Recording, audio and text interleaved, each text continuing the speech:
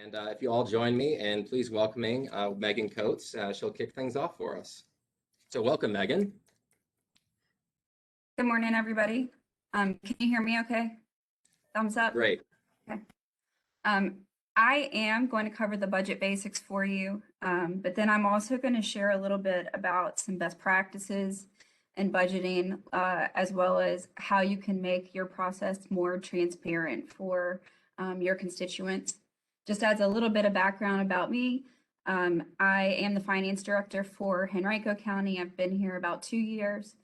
Before that, I was with Chesterfield for 12 years, most recently as their director of budget and management. So my entire career is in this space. And I hope today that I can help you approach your next budget process feeling a little more excited about it and with a little less dread. So those are my goals for you today. Let me see if I can get my screen up here. Can you see this, Jeremy? Yes, we can. Okay, so I will get started. Just a general outline of what we're going to cover today. I'll go through the basics of the budget and the process, touch generally on some of the legal requirements, although disclosure, I am not an attorney and you should rely on yours. Some general processes that are uniform across all of our localities. And then I'll end with some best practices and transparency topics. So what is a budget anyway? It is a planning process that's required by state code. During this process, you will set your tax rates so that you will be able to project anticipated revenues. And then it's the platform for making decisions regarding service provision. So really the budget, while it is a financial document, it is what guides the day-to-day activities of your locality within each fiscal year. So it is important that a lot of thoughtfulness is put into the budget process. State code mandates that all of us are on a uniform fiscal year that begins on July 1. And all of the logistics are found in state code under the county, cities, and towns section. So what purpose does the budget serve? Again, it's that framework for how you're going to govern the next 12 months. The priorities that you fund, the programs and services that you put in place with your budget is how you will hold your staff accountable. It is how you will exert financial control over spending. And it's also an opportunity for public engagement. It's an opportunity for you to really spend some time with your constituents and find out what matters to them. As an aside, I found this picture and I thought it was interesting and informative as we all start a new fiscal year. The darker colors there are states that have significant deficits projected in revenues between 20 and 22. Megan, I'm lighter sorry to. color there. Yeah, go ahead. Oh, I'm so sorry to interrupt you. We can see the PowerPoint, but it's still on the main page. I think you're Oh, it referring. is? I think you're referring to some slides a little further in. So I am. So on my screen, I have the other slides. Do you want to try to share from your end? yeah, if that's all right. Give me one Yeah, second and all right, I'll turn it off.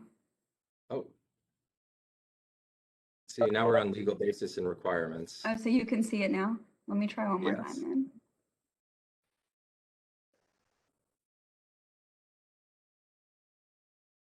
And that has the what purpose does it serve?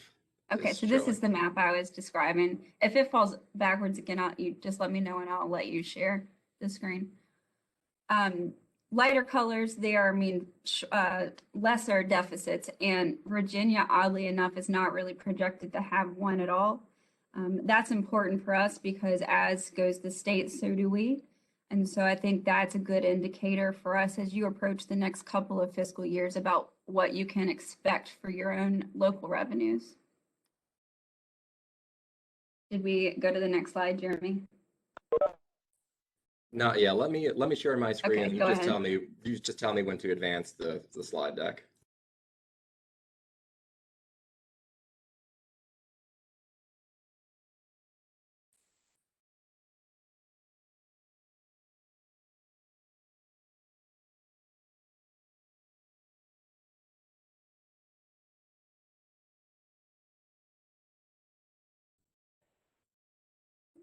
Yeah, if Is you that just want to coming get through, to Megan? it is. If you just want to get to the legal basis one, there you go. So there are a couple of technicalities within state code that we all have to adhere to, things that you need to be aware of and look for as you consider the budget that your staff puts forward. Things that it must include, it has to have estimated revenues. It must show your anticipated borrowing, so any debt that you plan to issue during a fiscal year, and then contemplated expenditures. The language is important because it really is just a plan. The budget, while it is printed on a piece of paper at certain points in time, it is a living, breathing document that changes throughout the year. And so that's why you see the language in state code being kind of squishy on those points. You should also have your current year projects for your capital improvement plan. You are required to have the local share of certain state expenditures, and I'll touch on that a little more in a minute. And then you have to have it approved by July 1st.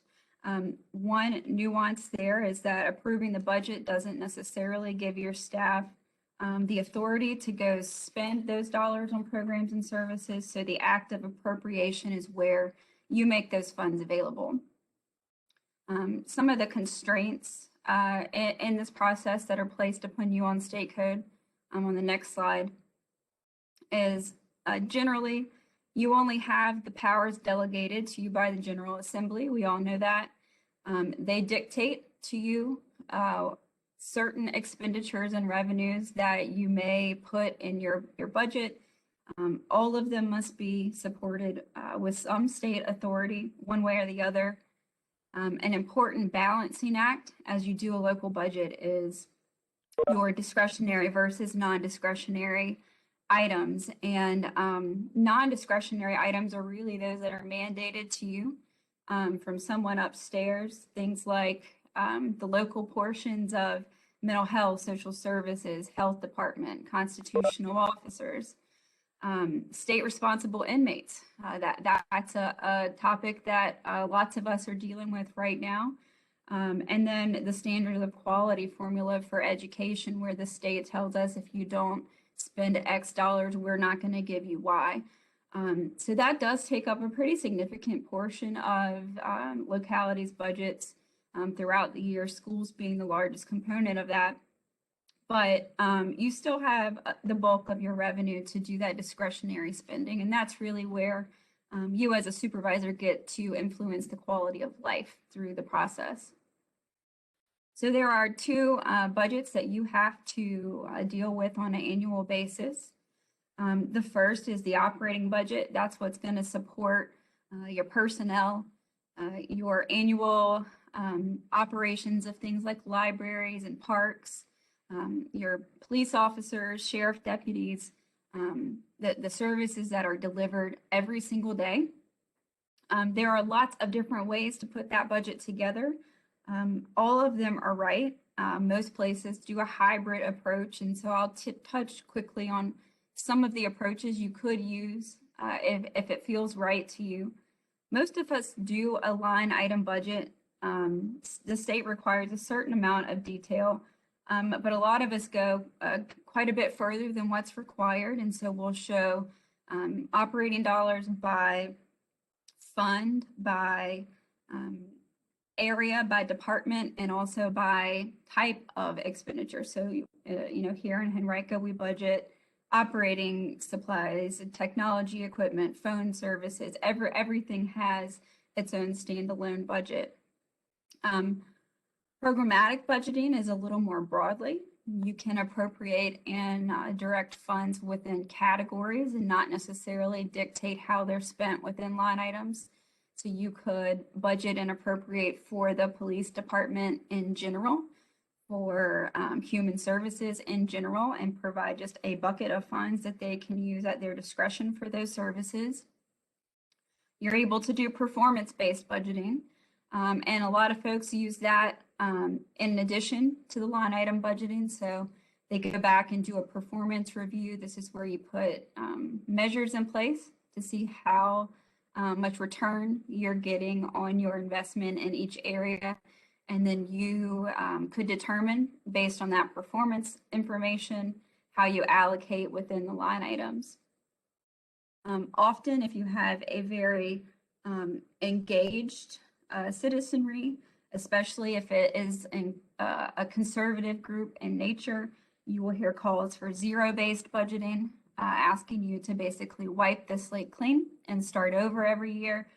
To be fully transparent, that's not exactly reasonable for us to do in local government. You don't get a lot of value out of that because a lot of our services are mandated, and there's not a lot of change year to year. But you can do a hybrid approach there. You could do incremental budgeting on the operating side. So if you had, as an example, $100,000 for electricity this year, and you know the bills are going to go up 5% because Dominion told you, then 105 is next year, and you budget the incremental change. But you could also look at your personnel and zero base it. Pick a point in time, which is what a lot of the larger localities do. They, in September or October, will download the list of who's employed, and they will budget only those salaries. So if it's less or more than the prior year, it's entirely dependent on who's in a seat at that particular point of the process. And then the second type of budget that you'll be faced with is the capital budget. We all do a 5-year capital improvement plan, but it is important to remember that only that first year of that plan is appropriated and available for expenditure. The rest of it is there for planning purposes. A couple of other nuances on the operating budget on the next slide. This is where the state tells us what we have to show in the document itself. So you have to have a budget to actuals comparison for the prior year. So a reader needs to be able to open your budget document, look at least 1 year prior what your budget was, what you actually spent, and to be able to compare that with what you have budgeted for the coming year. Leads you to the second point there. You have to show the amount appropriated or the amount expected to be appropriated in the current year. They could be different. You might say we're only going to appropriate the first quarter of our total budget, and there's lots of flexibility there, and I'll touch on that again in a second. And then you also have to show the overall increase or decrease, percent change in dollars from the prior year to the current one. For the capital budget, again, this is a 5-year plan. Year 1 is real money. Those are dollars that you're going to allow staff to spend on projects. Years 2 through 5 are there for planning purposes, and it should be your expectation that they slide forward year over year and the numbers and projects become more refined. But they do not have those dollars available. Those projects don't necessarily begin until they make it into year 1. The capital plan, it's important that in addition to the cost, you demonstrate a timetable for expected completion for each of these projects. And then as you're comparing your capital budget to maybe some of your peers, there's going to be significant variance here between localities because the threshold that determines what is in a capital budget versus an operating budget is largely determined locally. So you'll see some people have technology in their CIP, whereas some will have technology in the operating budget. You'll see some people have maintenance in their CIP, where some people will put maintenance dollars in their operating budget. And then some folks put vehicles and apparatus in their capital plan versus others may have that in the operating budget. So there's a lot of flexibility here. And it's just important that you understand how your locality does it because it could very well be different than the people next door. A couple of points about the process that are dictated to us by the state on the next slide. While all of the details themselves are largely driven locally, there's a couple of dates and legal requirements that you have to adhere to. April 1st is the deadline that state says sets for us as departments or as your administrator to propose a budget to the board for consideration. You typically will see this as the county administrator's proposed budget, usually in March, sometimes earlier, but state code doesn't say that it has to come through your administrator. It could come straight from your department heads to you as the board. You can only consider approval of a budget after a public hearing, and that public hearing has to be advertised for at least 7 days before it's held. Schools is always a wrinkle in the budget process because their timing almost always is in misalignment with the general government, and often that's driven by the state. So the points to highlight here on schools and things for us to remember is that the school board or superintendent, they have to submit a budget to the board no later than May 15th of each year or within 30 days of receipt of estimates for state funding. So if the state is late in providing their estimates to the local school divisions, they may be able to bring you a budget later than May 15th. The Board of Supervisors appropriates funding for the local school divisions in Virginia, but you may only appropriate and approve by categories that are dictated in state code: operating, maintenance, technology, food services. Those are the types of categories that are allowable. And after it's appropriated with some gray space, we really don't have discretion over how they spend within the category. So once it's made available for instruction, it is up to the school board then to administer the funds within the instructional category. Making the sausage of balancing the budget, this is where, this is the hard part, right? This is where the politics come into play. This is where constituents usually will start to speak loudly if they don't feel like they're being heard. And so just the points that I would make as you're considering the time between that initial budget proposal and the March timeframe and when you adopt it in April, May, or June, depending on your locality, you should be monitoring economic conditions or ensuring that your staff are doing that on your behalf. Making sure that you're not seeing anything that would significantly alter the projections for revenues in the budget that you're considering. You would need to consider the demand for service in certain areas of your organization. What trends do you see in terms of demand, and can you anticipate any significant shifts one way or the other within a program or service? You have to think about public expectations. What priorities have your constituents relayed to you? What are their expectations of their own local government? And as we all know, they're different everywhere you go. And then balancing value sets. Each member of your Board of Supervisors comes to the table with a different set of values, and you have to find a way to align all of those and ultimately agree on one adopted budget. The picture on this screen is a fun way to get the public involved in that process. This is a tool called Balancing Act. I think I stole this from Virginia Beach probably. But you can go in there and show them what the proposal is and say, hey, we have $1 million left to spend. What do you want us to do with it? And they're able to go to the categorical allocations and then submit it to you as a response. It's an easy way to let them get their hands dirty and be involved in the process. On the next slide, budget adoption, resolution of the process. You can do it by ordinance or resolution. Again, it can't be spent until you actually appropriate after it's adopted. You can appropriate just about as often as you want to, monthly, quarterly, semi-annually. Most places, 99% of places are going to do it annually. Appropriations can exceed the original budget, so you're allowed to modify your budget and appropriate more, but your expenses may never exceed appropriations, meaning you can't spend more than you've made available. Again, the budget is a living, breathing thing.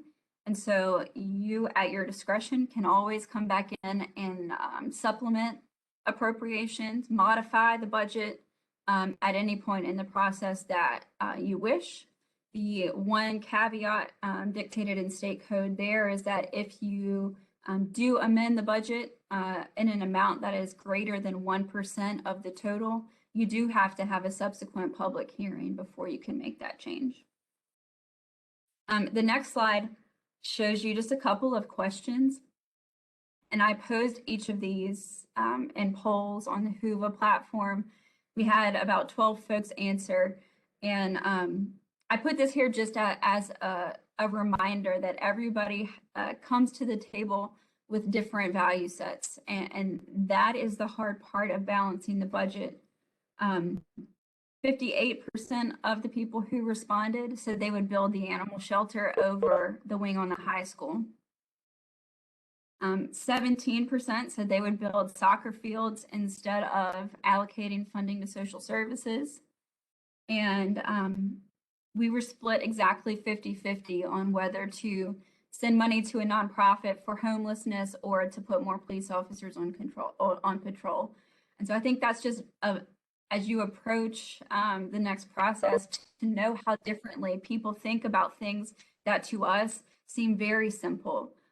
You might look at those questions and think, oh, the answer is very easy and clear, but the poll shows you that that's just not the case. So let's put the technical pieces behind us and get to things that I find to be more interesting and fun.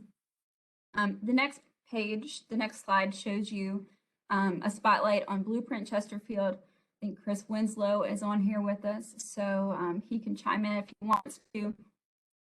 Blueprint Chesterfield was a framework that we developed to help organize all of the county's documents and engagement processes related to budget and strategic planning. So it wraps around strategic planning, community engagement, performance measurement, budgeting. All of that is branded as Blueprint Chesterfield. And the community there now recognizes that brand. When they see the logo, when they see the color, when they hear the words, they know that that's an opportunity for them to come to the table and offer input, to make their voice heard, and to participate in the process. And so there in Chesterfield, when you hear them talk about the blueprint, that's where they're setting priorities and determining how to allocate their resources. In a similar vein, on the next slide, Chesterfield and lots of larger localities use a 5-year plan for their operating budget in addition to their capital improvement plan. It shows you a longer range view and helps you really appreciate the long-term investment that might be required from implementation of a new program or service. It helps you anticipate the longer-term projection so you can fully heading. I think using a 5-year plan on the operating budget really helps make the process feel less overwhelming. You're not starting from scratch every time. And if you have a board that is not always in alignment on their priorities, projecting this out for 5 years helps you to start building consensus early, and it makes the annual process a lot easier to make it through. The next slide shows another tool that you can use as you're building a budget. Service inventory. So what is that? We created Chesterfield at this point in time. The Tea Party was active and they wanted us to zero base. And so we were trying to find a way to communicate to them how every single dollar was spent without zero basing and going through that process. And so we created this inventory, and what it is it's department by department, every single program that's funded. So if you clicked on the police department, it shows you all 15 programs within police, patrol, investigations, animal services, etc. It describes to the community exactly what that service is and why it exists, whether it's mandated or not. It shows you the revenues and expenditures for each program within each department, as well as the number of employees associated with it. And it has subsequent performance measures associated. So you could take this tool as a citizen, say, I want to know how much the park maintenance program within that department is costing, and I want to know how they are determining if my money's being spent well. And this tool will tell your citizens exactly that. The next piece is one that I'm very passionate about, community engagement. And how do you do that? Because to be honest, most folks just aren't that interested in our budget process. And often in most of the services we offer, they take them for granted. And so it's not really top of mind until there's something that they need that's not available. But community engagement in the budget process really helps your local government to feel more approachable. You can do it in lots of different ways. Online surveys and websites are important. They're critical in today's environment where people just can't get out and circulate the way that they used to. Having a citizens advisory committee is an option where you can bring folks in, educate them on the process, and then allow them to provide input. And I think for me, that education is why community engagement is one of the most important pieces of budgeting, and it's often overlooked. We'll present a budget to a community and say, here it is, give us your input, tell us what you think. But they don't understand. They don't understand the programs. They don't understand the services. They don't understand the words in the budget itself. And so spending time in the community doing that engagement process allows you to teach them about the process, about the services that you have. And then when you go back, whether it's in a workshop or an online forum or a public hearing, they can speak more intelligently and offer you actual input instead of just complaints. The next slide is an analogy I like to use about transparency. We use that word a lot, and some people think it's very scary. I tend to think it's not. So imagine that you have this aquarium at your house, and you want to put the most beautiful fish inside, some that are colorful and beautiful, some that clean the tank for you, some that hide in the rocks, and some that swim at the top. You really want to have a balanced aquarium to enjoy in your home. And so you decide it's finally time to go get a new fish. And when you get the new fish, it comes in a metal box. You have no idea what fish you've bought. You don't know if you have a beautiful goldfish or if you just bought a piranha to put in your tank. So you would not do that. You would not accept the fish in that box. You need it in a clear container so you can see what you're getting. And our local budget is this fish tank. People need to be able to see what they're getting. So why is transparency important? On the next slide, at its core, it's to show that our values align, that our staff and our leaders are competent, that our process offers opportunities for involvement and allows the public to enact change if they so desire. And then it also gives us the opportunity to give people education so that they have context to evaluate the quality of our services and programs. So how do you get there? The picture on the next slide is just a bit of an aside for me. This is a picture of a day where students come in and shadow staff and board members here in Henrico. This kind of activity creates that culture of engagement, creates transparency, and also, probably more importantly, helps to create that next generation of public servants. Working in local government's not as sexy as it used to be. And so I think it's important that we try to reach out to younger folks and explain to them how important this career is, that we need folks like them and we need their ideas. So getting them in early like this at least introduces it to them as a topic for consideration. So how are we transparent? How can we be transparent? Some of those ways are dictated to us by the state through things like FOIA, board meetings, town halls, and public hearings that are required. The state mandates that we put paper copies of this, that, or the other in a library or clerk's office. And those things are great, but you can make them better. If you take a frequent FOIA, one that comes once a week maybe, and just post it on your website, go ahead and put it out there. That creates the culture of transparency. People don't have to feel like they're digging for that information anymore. Citizen appointed committees are a great addition to your board meetings. Meeting people where they are is important. Often folks are just not interested in coming to the library to hear about the comprehensive plan or the budget. But if you say, I'll come to your Kiwanis Club, your Lions Club, your PTA, or your whatever group that meets at your home and tell you about everything we have going on, they're excited to invite you in. And so my approach in Henrico and in Chesterfield is to try to meet people where they are instead of expecting them to come to us. So I have a few quick hitters on you for additional ways that you can enhance your transparency. On the next slide, I have 2 pictures of the Loudoun Board of Supervisors. Which one feels more approachable to you? For me, it's the ones in their t-shirts. And you can make your required documents these t-shirts. You can take your comprehensive annual plan and create a PAFR. It's the Cliffs Notes version, and I'll show you a picture of one.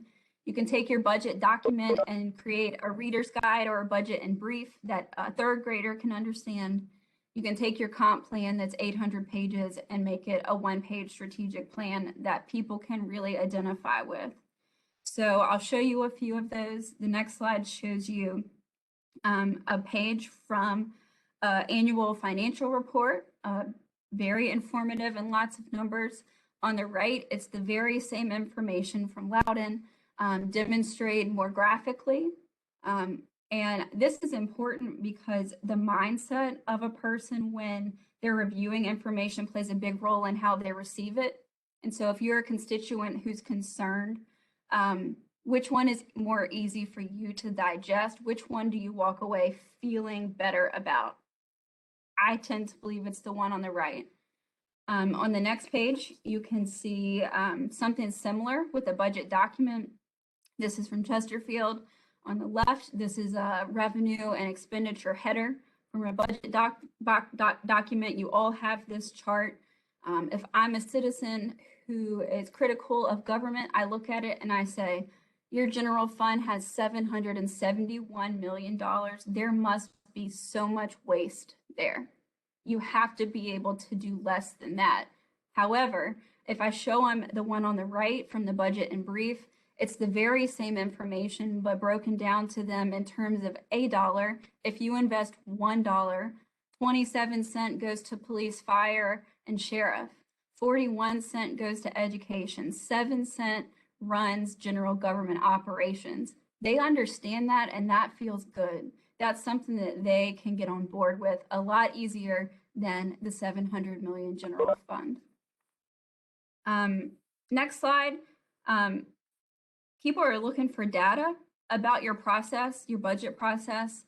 Some of the things that they ask for frequently are real estate records, older prior year budgets, contracts, your tax rate and fee schedules. How much do people make who work there?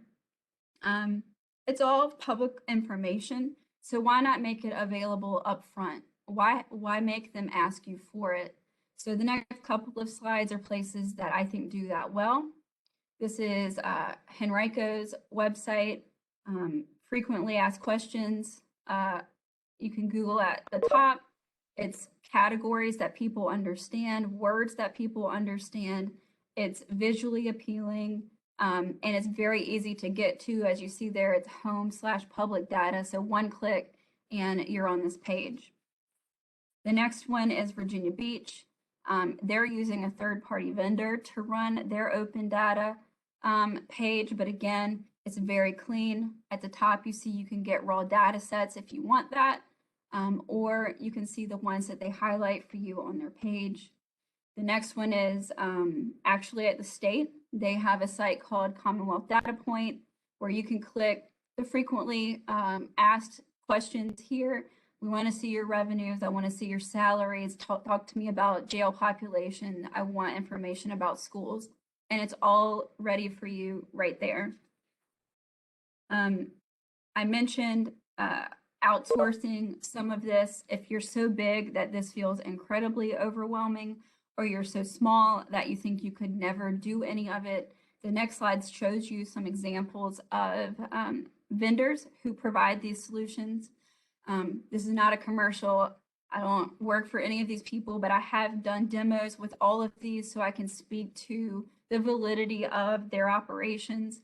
Talk to them. They all provide pretty cost-effective solutions that can help you organize this data and lead an engaged budget process that people will feel really good about at the end of the day. The next slide, social media is an important piece of your budget process now. It has very diverse applications. You see a couple of examples here. Henrico's advertising tax due date. On Instagram, you see a live community meeting on the right being held over Facebook Live. And in the middle, I kind of wish I worked in Norfolk on that night. They had a budget and brews where they met the community at a brewery and just had tabletop conversations. And that's a very interesting way to go meet people and hear them in a non-threatening environment. So I've talked a lot. Why are we going to do that? What do we get if we do all of this stuff? And so if you'll skip 2 slides for me, it all goes to build a better community, right? We're creating trust between the citizens and your administrators and your board. You're creating an environment where people are willing to participate in government again. You're creating an opportunity to collaborate on community investment. And all of this stuff that we discussed, having a budget process that's thorough and accessible and engaging gives you a competitive advantage. And I think we often forget that government is business, right? We're all competing for residents. We're all competing for business investment. And these are the kinds of things that give you that competitive edge. So maybe hit the last slide for me here just to wrap it up. One more for me, Jeremy. The basics of building a budget are really largely within your control. State code gives you a general outline. Rely on your county attorneys for that portion, and you focus on the process itself. There are lots of ways to craft your budget and present it. They are all right. There is no wrong way to do it. You just have to find what feels best for you and your community. Always stay abreast of best practices. I spend more time looking at other people's budget documents than I do looking at my own, because I want to find the things that they're doing better than me and I want to steal it. So I'm always out there searching and looking at what other people are doing. And then that transparency is crucial to gaining public trust. And ultimately, that's the foundation of the budget process. And so with that, I think that's the end of what I have to share today. I'm happy to answer any questions or go into the breakouts, Jeremy.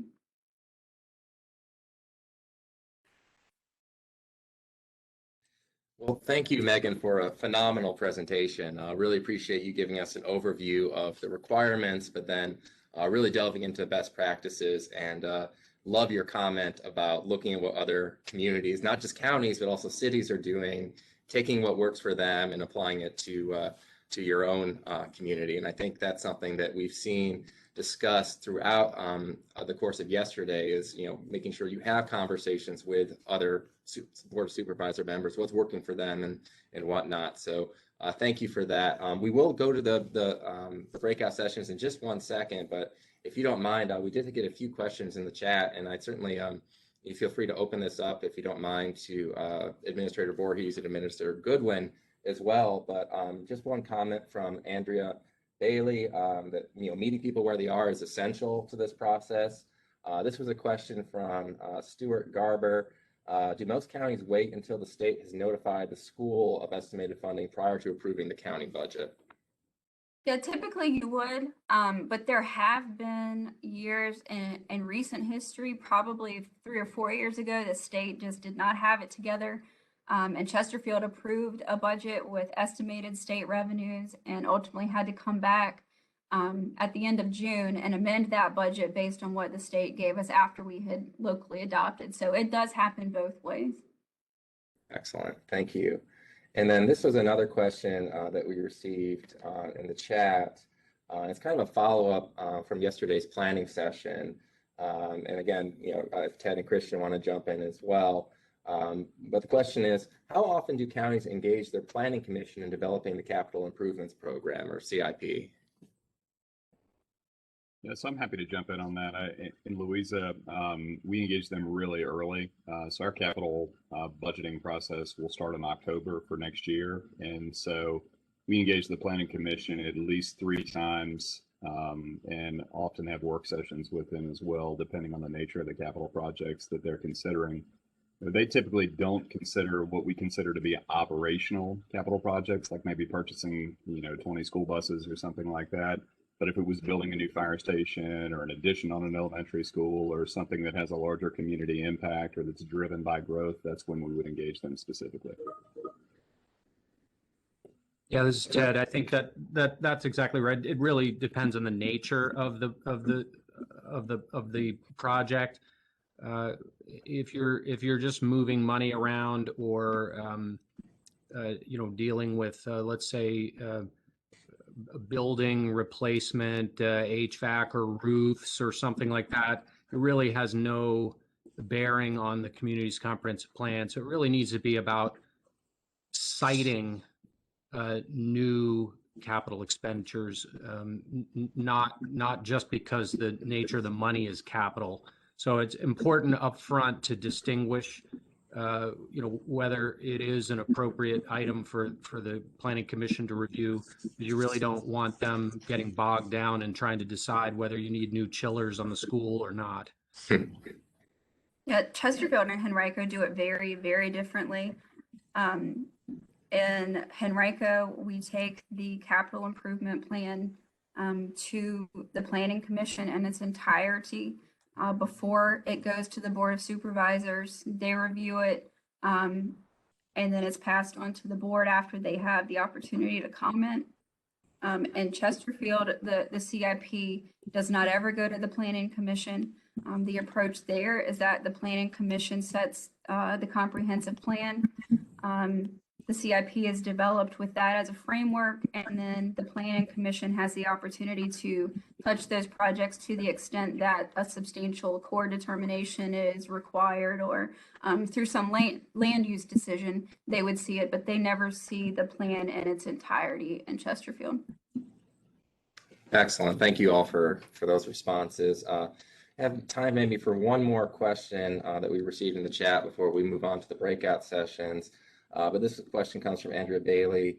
Does asking different departments to come and state their budget requirements help in the decision making for a final budget or hinder the process to promote transparency?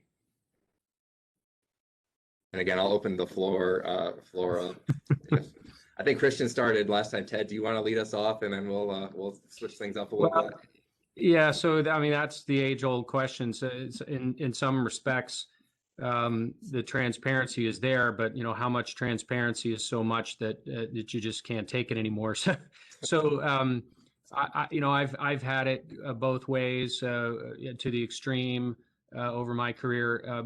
My current board, having been seated for quite a few years, takes the position that they have a fairly good understanding of what's going on, and so they don't need the so-called dog and pony show that takes many hours and creates a lot of work for staff to go through, line by line or program by program.